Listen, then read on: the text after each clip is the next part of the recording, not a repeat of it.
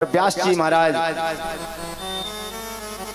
कुटिया पर हैं। नारद जी का आगमन हुआ और नारद जी पूछने लगे कि व्यास जी आप चिंतित रहते हैं, त्यागी होकर के, ज्ञानी होकर के, कभी संसार की माया की ओर नहीं देखना चाहिए, क्यों चिंतित हो आप?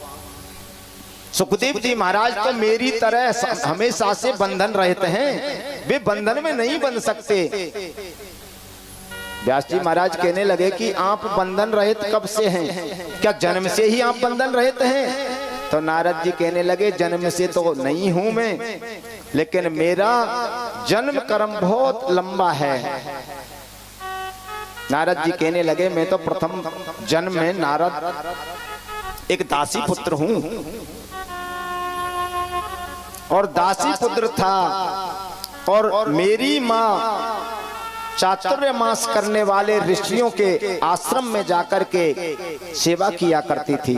उन्हीं के पास में मैं छोटा सा रहा, 5 वर्ष का था और संतों की सेवा में मैं भी लगा रहता। जो प्रसादी बचती उसको पान करता और आनंद लेता, संतों का सत्संग श्रवण करता।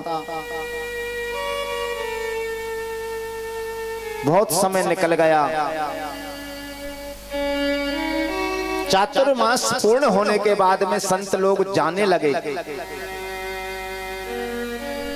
संत जाने लगे तो मैंने हाथ जोड़ करके प्रार्थना की कि प्रभु मुझे साथ ले चलो, लेकिन वो मुझे साथ में लेकर के नहीं गए और मेरे अंदर ज्ञान प्रकट हो गया। मैं विचार करने लगा कि माता का बंधन मुझको अकड़ने लगा, इस माता से छुटकारा कैसे पाया जाए। एक दिन मेरी माता दूध दोहने के लिए आश्रम में जा रही थी तो एक सर्प ने उसको काट लिया। मेरी माता की दैहिक लीला समाप्त हो गई और मैं बंधन रहित से मुक्त हो गया और मुक्त होकर के जंगल में भ्रमण करने लगा और घूमने लगा। घूमते घूमते मैं जाकर के एक पीपल के वृक्ष के नीचे पहुंचा और वृक्ष के नीचे बैठ गया और भगवान का ध्यान करने लगा। हमारे ठाकुर जी की छवि हमारे हृदय में दिखाई देने लगी। मैं प्रसन्न हो गया। कुछ क्षण के बाद में ठाकुर जी की छवि हृदय से निकल करके विलीन हो गई। मैं छटपटाने लगा और घूमने लगा। तब आकाशवाणी हुई कि इस देह से तुम्हें मेरे दर्शन नहीं होंगे, अगले जन्म में तुम मेरे पार्षद बनोगे।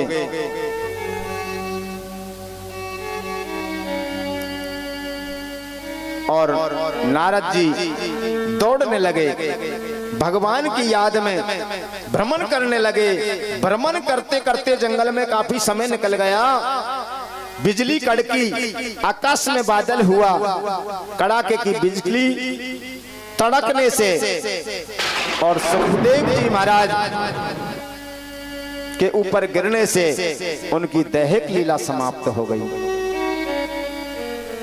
नारद जी कहने लगे कि व्यास जी उसी दिन से मैं ब्रह्मा जी का मानस पुत्र बना हूं और जब से जन्म हुआ है मेरा, उस दिन से लेकर के आज तक मैं नारायण नारायण कहता हुआ घूमता हूँ। बस मुझ पे और कोई काम नहीं है।